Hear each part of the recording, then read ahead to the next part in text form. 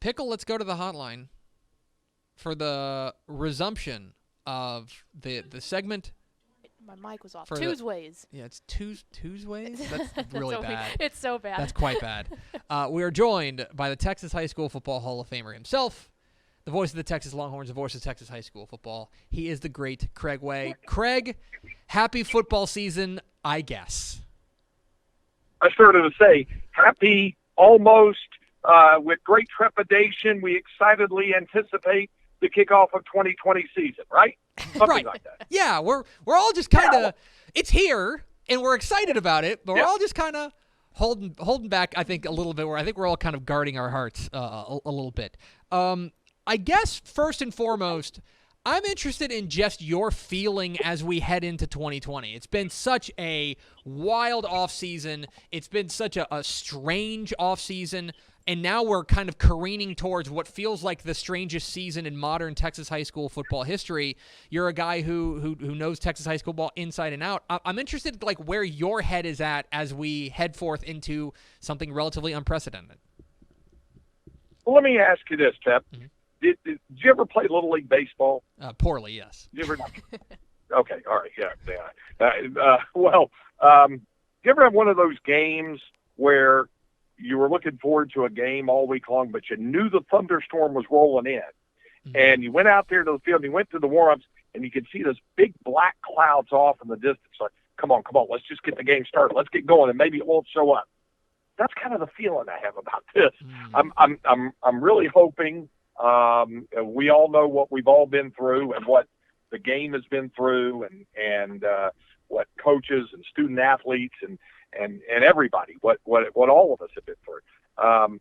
But there is that level of excitement. I think folks are, if for no other reason, I know folks got excited when we had the return of pro sports, be it Major League Baseball in empty ballparks, or the NBA in the bubble and the NHL and that sort of thing. I think this is the next step. Folks are looking forward to seeing it. And I saw a little bit of it last weekend, as I'm sure you probably did, through social media as well as in person when the scrimmaging was going on. And I thought schools did a really good job with distancing and masks and all of those things, the protocols that they had in place. And it was just scrimmage. And folks were fired up seeing it. I had some pictures sent to me of a scrimmage that took place between Ropes and Nazareth, 6-man scrimmage. And that showed me how excited people were about that. So, yeah, I'm excited about it as well. Sure, there's that concern and worry. I want to say this too, because I understand folks' concerns. If they're student athletes, they're kids. If you're a parent and you've got a kid and you're wondering, how safe is he going to be in today's environment? And that goes through to the college level. I have a son in college at Midwestern State in Wichita Falls, and he was eager to get back and anxious to get back, and there's all sorts of health and safety protocols that are in place, and you're wearing masks on campus everywhere, and he's in an apartment and all that sort of stuff. But that doesn't take away the worry as a parent, and I get that, and I feel it, and I understand it for everybody. You kind of balance that against the anticipation and, yes, excitement at the thought of a brand new high school football season. Yeah, and that's kind of, I think, the strange part of this for me personally is that, like, normally this is a week of, like, unbridled joy, like, just excitement, and now suddenly it's like I'm still excited. That's still there, but there's all these other complicated feelings that, like, one of the many terrible like side effects of this thing is that it's taken something that is normally very uncomplicated, which is I like football and I don't care who knows, and it's made it complicated. And that's something that I'm just kind of, I think that a lot of people, fans and across the state are dealing with right now. One thing I want to ask you a little bit about, and we just got done doing a segment where I laid out a couple of bold predictions. I'm very interested in the idea of home field advantage. That suddenly now you're going to have stadiums at 50% capacity at max at high schools across the state for high school football games. Do you subscribe to the idea that the home field advantage is going to be diminished this year because there are fewer fans in the stands? Well, this is kind of how I've thought about that as well.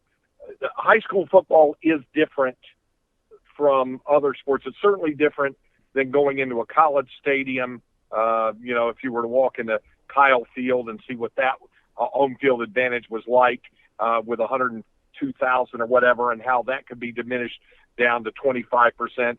Same thing here in Austin with the University of Texas or Alabama or Clemson or Norman, Oklahoma, or any of the really good LSU hostile environments and all that sort of thing. I think it's different in high school. With high school, it's less about the intimidation of a road environment as much as it is an awe factor for some kids to get a chance and go and play a road game at the Rock Pile or a road game at the Tomato Bowl or a road game, at someplace else. It's less about actually being intimidated by the road crowd. Now, all of our regular routines have been disrupted, and even our home routines have been disrupted with distancing and masks. So that's an entirely new and different set of circumstances, and some would even say obstacles that we all have to kind of deal with, and what teams have to deal with and overcome, and less about a hostile crowd being now diminished. You're kind of concentrating on making sure that as a player that you get your mask on the sidelines, or that you're getting off the pile quickly, or that all of those other kinds of things. And I think it's given a lot of teams a lot of things to think about other than, wow, I never played in this place before, if that makes sense. Yeah, I think that's fair, and it's another odd circumstance to what's ultimately going to be a very odd season. We're talking with Craig Way, the Texas High School Hall of Famer, here on Texas Football Today. Get involved in the conversation at #TFDay. We are also now entering a brave new world as far as games being televised are concerned. Because the Friday night rule, where the UIL's longstanding restriction on televising live Friday night games has been lifted temporarily for the 2020 season. I know you're a guy who you have sat in more press boxes than there may actually be press boxes in the state of Texas. My question for you is that going to change your game game experience on Friday nights? When are you still going to go to games, or are you going to be sitting at home doing the multi-screen? That's a great question, and I guess it boils down to what exactly are you getting on your screen if you're watching.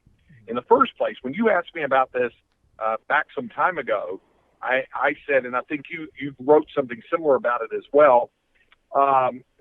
Despite the fact that there is the quote-unquote ban lifted on the Friday night telecast, I think what we're going to see more of is more of the webcam, one camera in the home radio booth that's patched in to the play-by-play guy's call for an online streaming thing, and less about linear television. Now, having said that, there are linear telecasts in all the markets. There's no doubt about it. My friend and broadcast partner on Longhorn football games, Roger Wallace, they do a game every Thursday night during the course of the season. They're throwing in some Friday games. They're going to be at Wimberley Friday for Wimberley and Canyon Lake, and they're looking forward to being in some of the smaller venues, being in Rockdale, being in Lampasas, some of the other ones before they settle into the 5As and 6As like everybody else does in the other major markets. So I think it's going to be a mixed bag, and it might be on a week-by-week basis, Jeff, where we're looking at, hey, let's take a look and see what games are on. There's not too many on tonight, but maybe we can see something on a digital platform, and I'm watching that on my phone while I've got my laptop. Put it this way, it's opened the doors to be able to view more, even if a lot, and I do say a lot of these telecasts are going to be rather primitive in how we see them, because it's basically going to be webcast streaming from a one-camera shoot coming out of the home radio booth. Finally, Craig, I want to ask you about the adjusted UIL schedule. The UIL, of course, we are starting football season does start Thursday, but it only starts for 4A, 3A, 2A, and 1A. And I think we all have somebody in our lives who we would call a big school snob, right? Somebody who, if it's not 6A or 5A, they're not really that interested. They're only interested in that. I have a small excitement about these first couple of weeks that I think you're going to have fans that are going to be able, especially with the television part of it, how sports starved we are, and the fact that it's going to be small school teams. I think that I have a certain level of excitement that people are going to be able to expand their horizons. I personally think that this is a great opportunity for small schools to really get the spotlight. I'm interested if you share that same idea. Well, let me put it to you this way, Jeff. In the mid '80s, a long time ago in the galaxy far, far away, when I was at North Texas in the sports broadcasting program, all of us cut our teeth on being able to do Louisville, and I was the first regular quote unquote play-by-play voice of the Louisville Fighting Farmers, and then guys like Mark Followill does the Dallas Mavericks, and Dunham and Miller from the Ticket in Dallas. We all did Louisville games. However, I cut my teeth on Pilot Point.